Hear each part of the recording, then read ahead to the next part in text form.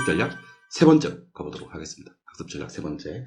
학습 전략 세 번째는 난이도 중과 하를 집중 공략하자입니다. 난이도 중과를 집중 공략하자. 여기는 제가 제일 중요하다고 말씀드리고 싶어요. 별표 하나. 자, 우리 공인중개사 시험과 일반 다른 시험들의 특징, 차이점 좀 알려드리겠습니다. 우리가 뭐 가장 많이 치르시는 시험 중에 하나가 또 수학능력 시험이죠. 수학능력 시험은 어떤 시험이냐면요. 일단 점수 배점이 달라요. 좀 어려운 문제는 점수가 5점짜리도 있고, 좀 쉬운 문제는 점수 배점이 1점짜리도 있고 그래요. 근데 수학능력 시험뿐만 아니라 우리가 흔히 얘기하는 뭐 지금은 없어졌지만 사법고시 시험이라든지 행정고시 시험이라든지 뭐 회계사 시험이라든지 감정평가사 시험이라든지 모든 국가 시험들은 대부분요 점수 배점이 다른 게 일반적이에요. 그래서 좀 어려운 것들은 점수 배점이 10점, 좀 쉬운 것들은 점수 배점이 1점 그런다니까요. 그럼 뭐 쉬운 것들 10개 맞춰봐야 어려운 거 하나 맞추는 거하고 효과는 똑같다는 겁니다. 그럼 어려운 것도 공부를 해야 되겠어, 안 해야 되겠어? 일반 시험들은 당연히 공부를 하셔야 됩니다. 또 우리 공인중개사 시험은 어떤 시험인지 아세요? 점수 배점이 동일한 절대평가의 객관식 자격시험입니다. 한 번 더. 점수 배점이 동일한 절대평가의 객관식 자격시험입니다. 모든 문항이 점수가 2.5점으로 동일합니다. 난이도 상을 맞추든 난이도 중을 맞추든 난이도 하를 맞추든. 그리고 경우에 따라서는 난이도 상짜리 문제들은요. 제가 이제 일선에서 강의를 하면서 저는 매일 부동산 학교만 보는 사람인데도 불구하고 제가 문제를 푸는데도 1분이 더 걸리는 문제들이 있습니다.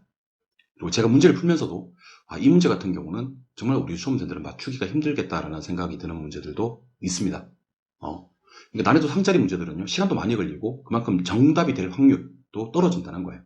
그에 반해서 난이도 중과 하는요 문제 풀기도 쉽고 시간도 적게 걸리고 그 다음에 정답이 될 확률이 훨씬 높다는 겁니다. 그렇다면 어디 집중을 해야 되냐는 거죠.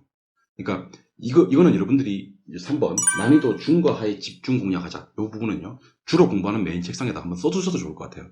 왜 자꾸 제가 써두라고 얘기를 드리냐면 공부를 하다 보면 점수가 좀 올라가는 분들이 계셔요. 빠르게 학습 능력이 좀 뛰어나신 분들이죠. 그런 분들이 나중에 한 7월달 8월달 아니면 시험 금방 9월달 10월달에 공부하시는 걸 가만히 보면요 정말 어려운 것들 풀고 있어요. 정말 어려운 것들을. 그래서 제가 그걸 왜 푸나요? 라고 물어보니까 막 이런 거 푸니까 기분도 좀 상쾌하대. 기분도 상쾌하고 옆에 못 푸는 사람들이 있는데 어떤 지적 욕구도 좀 충족이 되고 약간 우월감 이런 것도 좀 발현이 되고 하나 봐요. 공부를 하다 보면 그 중요한 사실을 까먹게 되는 겁니다. 아주 중요한 팩트를 까먹게 되는 거죠. 걔들을 맞추든 얘들을 맞추든 점수 배점은 똑같은데 여러분들은 거기에 시간 할애를 하고 있다는 겁니다. 근데 그런 애들은 연습할 때는 맞춰지는데 또 막상 심장에 들어가시면 그보다 한 단계 더 응용해버리는 경우가 상당히 많이 있습니다. 2단계 더 응용해버리는 경우도 있고요. 그러니까 난이도 중과 하만 공부하시면 됩니다. 같은 시험을 치고 나왔을 때 인터뷰를 해봅니다. 오늘 시험이 어땠나요? 라고 물어봤을 때 어떤 분들이 이렇게 얘기를 합니다. 쌤 쉬웠어요. 괜찮았어요. 느낌 괜찮은데 합계 점수가 나올 것 같아요. 라고 얘기를 합니다. 어떤 분들은 오늘 시험이 어땠나요? 그러면 엄청 어려웠대요. 엄청 어려웠다. 시험장에서 시험 문제 푸는데 체감 난이도가 너무 높았다. 정말 시험 치면서 미치는 줄 알았다. 그런 얘기도 하십니다. 자, 같은 시험을 쳤는데 왜 이렇게 다른 반응이 나오냐면 점수 배점이 동일한 자격시험에서 난이도 중과 하로 합계 점수를 맞췄다라고 생각하시는 분들은 시험이 쉽게 느껴지는 겁니다. 왜? 상은 안 풀었으니까. 상은 찍었으니까. 근데 모든 문제를 시간 할애를 다해서 모든 문제를 다 푸셨던 분들 같은 경우는 난이도 상을 풀었으니까 시험이 어렵다고 얘기를 하는 겁니다. 절대평가 시험이고 객관식 시험이고 점수 배점이 똑같은 시험에서는요 난이도 중과 하로 우리가 60점 만드는 전략을 짜셔야 됩니다. 그래야지 시간을 적게 하고 최고 효과를 거두실 수가 있습니다. 그래서 점수 배점은 똑같으니까 난이도 중과 하를 통해서 합계 점수를 만들자. 그럼 우리는 뭐를 길러야 되냐면요 문제를 볼 수 있는 선별력을 길러야 됩니다. 이 문제는 볼이구나 스트라이크구나를 판단하는 거죠. 스트라이크를 차지 않다가 될 확률이 높습니다. 볼을 치면 파울이 될 확률이 많다는 거죠. 아니면 스트라이크 아웃 될 확률이 많다는 거죠. 헛스윙이 돼서. 그러니까 이 문제를 쳤을 때 안타로 연결할 수 있는 문제에 집중 공략을 하자. 그게 난이도 중과 하라는 얘기입니다. 두 번째는 1차 과목 같은 경우는 시간 부족 때문에 불합격 하시는 분들이 대부분입니다. 몰라서 불합격하는 게 아니야. 예컨대 1차 시험 시간이 100분인데 만약에 1차 시험 시간을 100분을 안 주고 2박 3일을 주는 거야. 2박 3일. 강당에다 모아놓고 시험을 치는 거지. 밥도 먹고 잠도 좀 자고 2박 3일 동안 시험을 치세요. 그러면 제가 장담컨대 지금 합격률의 3배, 4배까지 합격률이 나올 겁니다. 그러니까 우리 수험생들이 몰라서 틀린 게 아니라는 거예요. 시간 내 문제를 못 풀어서 틀린다는 겁니다. 근데 시간 내 문제를 못 푸는 대부분의 문제들은 난이도 뭐 때문에? 상 때문이라는 겁니다. 상 때문에. 그러니까 난이도 중과 하를 잡아야지 시간 내에 풀 수가 있다라는 생각을 하시고 모든 문제를 다 푼다는 생각은 버리셔야 됩니다. 특히 난이도 상은요. 푸나 찍으나 정답률은 비슷하다는 겁니다. 비슷하다. 난이도상 출제위원들의 의도를 거스르지 않았으면 좋겠습니다. 그들과 맞서지 않았으면 좋겠습니다. 틀리다고 내는 문제 깔끔하게 틀려주시고요. 참석자 전원에게 드리는 선물 같은 반드시 맞추라고 드리는 선물 그런 것들을 맞춰주셔야 됩니다. 아시겠죠? 우리가 아파트 모델하우스 가보신 적 있나요? 아파트 모델하우스 가면 물티슈나 각티슈는 어떻게 해요? 그냥 주잖아. 참석자 전원에게. 근데 양문형 냉장고나 다이슨 청소기나 벽걸이 TV는 추첨을 통해서 주잖아요. 그렇죠? 그 추첨에 걸리기를 바라지 마시라는 얘기입니다.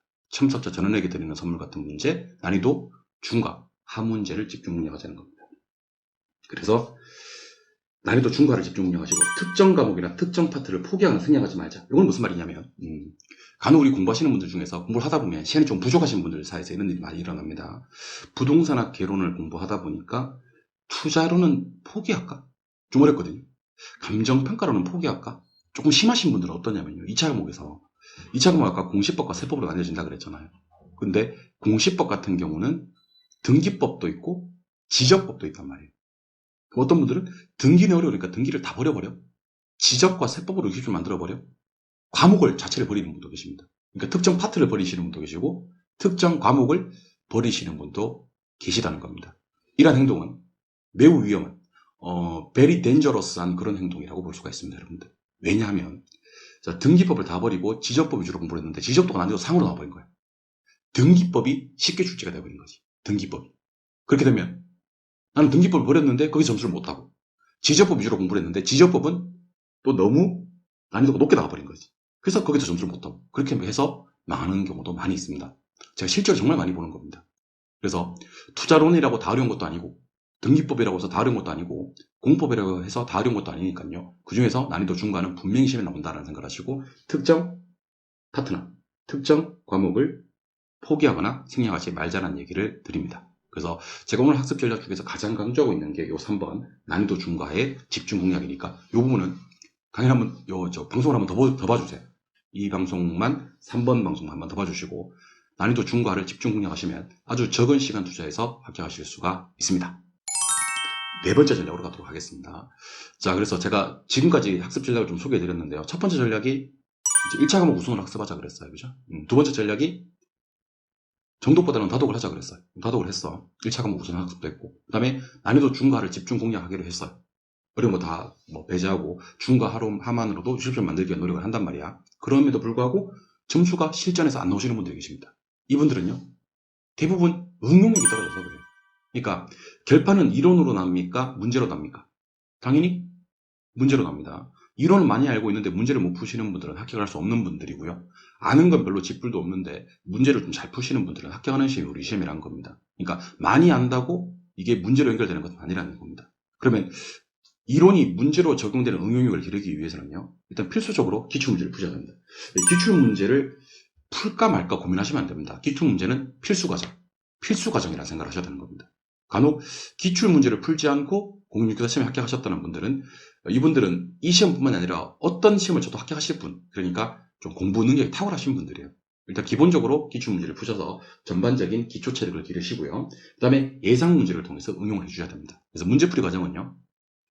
훨씬 이론 과정보다 중요할 수 있다는 생각. 우리가 배웠던 걸 실전에 어떻게 적용하는지가 나오는, 그게 실력이 표현되는 그 방식이 바로 문제풀이 과정이니까 기출문제와 예상 문제풀이를 통해서 응용력을 많이 배양하시자는 겁니다. 그리고 매달 치르시는 월별 모의고사라는 게 있거든요. 월별 모의고사. 3월달부터 우리 이제 월별 모의고사라는 걸 실제 시험 형식과 똑같이 치르게 됩니다. 시간 맞춰가지고. 요것을 반드시 참석하셔서 내가 시간 배분은 잘하고 있는지, 그리고 그 다음 답안 작성을 어떻게 하고 있는지, 그 다음 요 부분을 요 과목을 좀 보충해야 되겠구나, 요 과목이 지금 내가 부족하구나라는 걸 여러분들이 중간 점검을 할 수 있는 그런 월별 모의고사를 치셔서 실전 감각도 기르시기 바랍니다. 그래서 실전에서 쓸 수 있는 응용력은요, 문제풀이와 두 가지 문제풀이와 월별 모의고사를 통해서 발현된다고 봐도 과언이 아니니까요. 문제풀이 강의 소리하지 마시고 문제풀이 강의에 집중해 주셔야 됩니다. 그리고 우리가 보통 수험 초반부에는 이론 수업을 많이 하고요. 수험 후반부에는 문제풀이를 많이 하는데 이론할 때는 정말 잘 따라오셨던 분들이 문제풀이에서 이탈하는 경우가 많습니다. 심지어 어떤 경우도 있냐면 우리가 통상적으로 이제 앞에 한 4개월에서 6개월 정도는 이론 수업을 하고요. 뒤에 한 4개월에서 6개월 정도를 문제풀이 위주로 수업을 하게 되거든요. 앞에 이론 4개월, 6개월 이론 수업 들은 다음에 이제 문제풀이로 넘어가는 과정에서 하산하시는 분들이 계십니다. 더 이상 네가 필요 없대. 배울 게 없다라는. 그래서 자꾸 이론만 파시는 분들은요.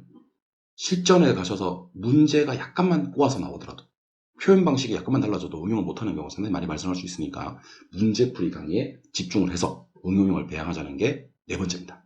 네 번째.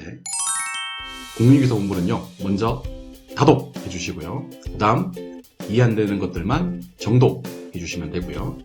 영상이 끝난 후에는 구독 부탁드립니다. 좋아요, 알림 설정도요.